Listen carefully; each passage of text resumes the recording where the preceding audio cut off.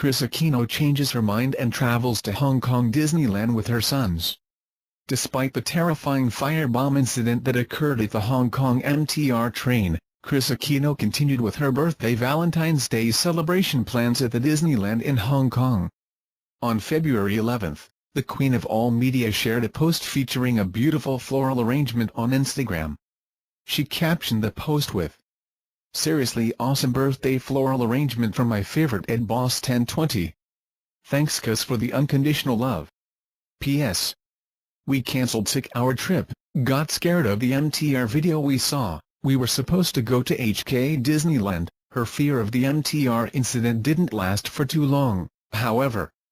Only a day ago, Kris shared an Instagram photo featuring her two boys, Joshua and Bimby, having fun at Disneyland. They celebrated Kris' 46th birthday along with Valentine's Day for good measure.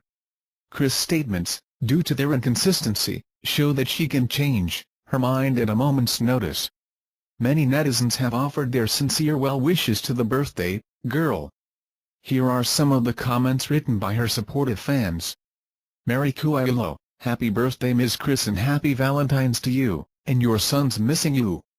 Glory Ann wrote, "Happy birthday at Kris Aquino. Wishing you genuine joy and good health. Thank you for sharing your life to us. You are such an inspiration." What do you think about Kris' quick turnaround? Let us know in the comment section. Invite you to watch the video. The PNP warns the public, people who shared the destruction of Daisy video will go to jail. Read here. When a 23-year-old child trafficker from Cebu with the moniker Savage Girl got arrested, people were ready to kill her for the heinous crimes she has committed. She was in cahoots with Australian paedophile Peter Gerard Scully, who was her live-in partner. The two of them were arrested on counts of human trafficking and cyberpornography. Cebu Daily News reported that a piece of footage was also retrieved from the suspects, which was named Destruction of Daisy. The footage featured a naked toddler hanging upside down with her hands tied together and her legs drawn apart. The toddler was identified as Daisy and was shown crying incessantly while being tortured and sexually assaulted by Lizelle Margalo, the aforementioned Savage Girl.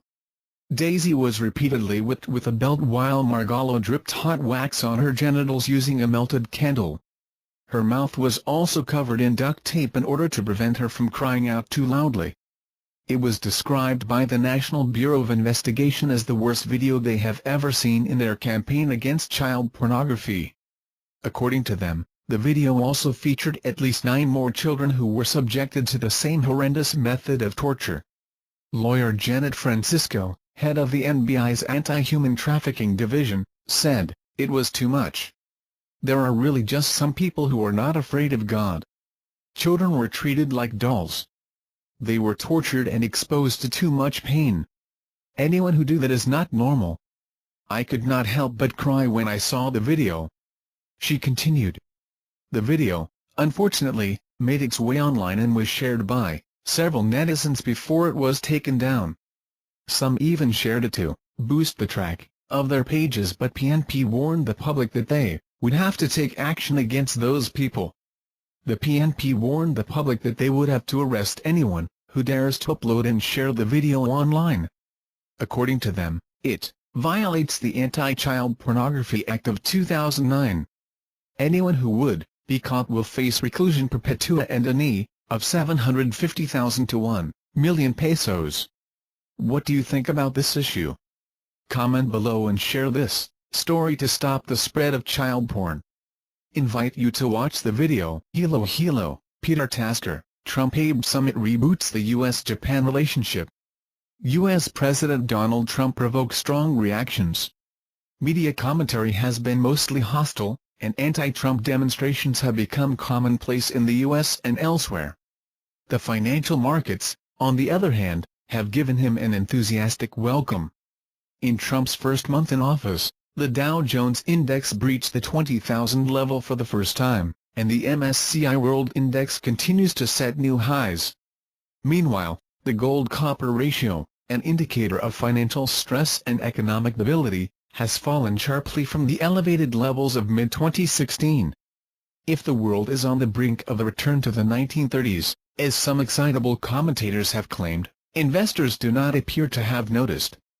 Trump's America First project will stand or fall on the performance of the domestic economy, with complex issues such as tax reform and infrastructure investment being crucial to success. Cultivating warm relations with foreign countries will not come high on the president's to-do list, as the leaders of trading partners including Germany, Mexico and Australia have already learned. There are two exceptions, the UK and Japan. British Prime Minister Theresa May was the first foreign leader to make an official visit to the new occupant of the White House. As Britain extricates itself from the EU, closer ties with the US, probably marked with a bilateral trade deal, are necessary and mutually beneficial. While May's visit was brisk and businesslike, Trump described his recent encounter with Japanese Prime Minister Shinzo Abe as having very good chemistry. Indeed, Abe was treated to hugs, multiple dinner dates and a sleepover at Trump's luxury resort in Florida. The round of golf the two men played there was highly symbolic, echoing the close relationship enjoyed by two of their predecessors in the 1980s, Ronald Reagan and Yasuhiro Nakasone. Ron and Yasu hit the links together at a time of escalating trade friction marked by sensational incidents, such as the murder of a Chinese-American man who was mistaken for a Japanese by two unemployed auto workers. The campaign rhetoric of Walter Mondale, Reagan's opponent in the 1984 election, also sounds eerily familiar. "We have to start running up the American flag," he said. "And to turn around, fight and make America #1 again in international commerce so that American jobs are filled in this country." In the 1980s, Japan responded to U.S. protectionist pressure by agreeing to voluntary quotas on auto exports, building factories in the U.S. and accepting a massive revaluation of the yen as proposed in the Plaza and Louver Accords. With the Cold War still raging, the strategic logic of the U.S.-Japan relationship overwhelmed transient economic and financial issues. Ironically, Mondale went on to become a respected ambassador to Tokyo in the 1990s. Cornerstone of peace today: there is no Soviet Union to glue the alliance together, and Trump, unlike Reagan, is no free trader. Even so, the two countries have enough congruence of interest for the relationship to thrive under the Trump administration. Trump himself has recognized that, not least by backtracking on his campaign criticism of the U.S.-Japan Security Treaty, which he now describes as the cornerstone of peace and stability in the Pacific region. Defense Secretary Jim Mattis had already traveled to Tokyo to state that the U.S. would stand shoulder to shoulder with Japan and pledge to defend the Senkaku Islands, which are claimed by China. North Korea is now a common threat as it seeks intercontinental missile capability. Its latest missile test will have the effect of driving Japan and the U.S. together.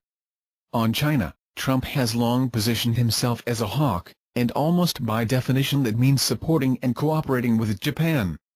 As in the 1980s, the security relationship will mold the economic relationship. Yet China is not an existential threat to the U.S., nor an ideological foe in the sense that the Soviet Union was. Some influential geopolitical thinkers, such as Henry Kissinger, have long advocated accommodation with China on the grounds that the risks of conflict between an existing superpower and a rising challenger, the so-called Thucydides trap, are simply too great. It is not beyond the bounds of imagination that Trump himself might make some kind of bargain with Beijing, for example in relation to North Korea. The 21st century reality, well understood by both Trump and Abe, is that their security treaty now means more to Japan than to the U.S. That is why Abe rushed to New York the week after the election to visit Trump Tower. Japan's leader may need to offer more reciprocity on economy, security. Two-way street. This is not 30 years ago. It's got to be a two-way street. Those were Trump's remarks about the alliances with Japan and South Korea during the campaign. It is hard to believe that the man known for the art of the deal has forgotten that salient point. Over time, Abe will have to deliver more reciprocity on both the economic and security fronts. Japan could probably reformat some of its commitments for the now-defunct Trans-Pacific Partnership as the basis for a bilateral trade agreement with the U.S. Nudging the behavior of Japanese companies could be helpful too. It would be no surprise if Japanese automakers with Mexican operations started shifting production to plants in the U.S., or if the Franco-German Airbus found it even more difficult to make new sales in Japan, to the benefit of America's Boeing. Contributing to U.S. infrastructure programs has already been mentioned. If Trump wants a bullet train system, he is unlikely to choose the Chinese version, as the Indonesians did. The best sweetener of all, though, would be buoyant Japanese domestic demand. To help achieve this, Abe would need to ignore the fiscal hawks and juice up infrastructure and other spending at home. With the Bank of Japan now owning 40% of Japanese bonds and market participants complaining that there are not enough left to buy, the obvious solution is to issue more. A more active role in regional security is also likely to be part of the mix, including increased cooperation with other countries such as India and Australia. Abe's long-term political project includes revising Japan's outmoded pacifist constitution in order to gain strategic flexibility. Progress in that direction would help create the two-way street that Trump mentioned, as well as ensuring Japan against any future rupture in the alliance. All this presents a daunting challenge. Abe is not noted as an especially skilled golfer, but if he can work the mercurial Donald Trump to Japan's advantage, it would be the diplomatic equivalent of a hole-in-one. Thank you for viewing videos. My channel regularly posts new videos. If you remember registered channels to receive the latest announcements, please. Thanks.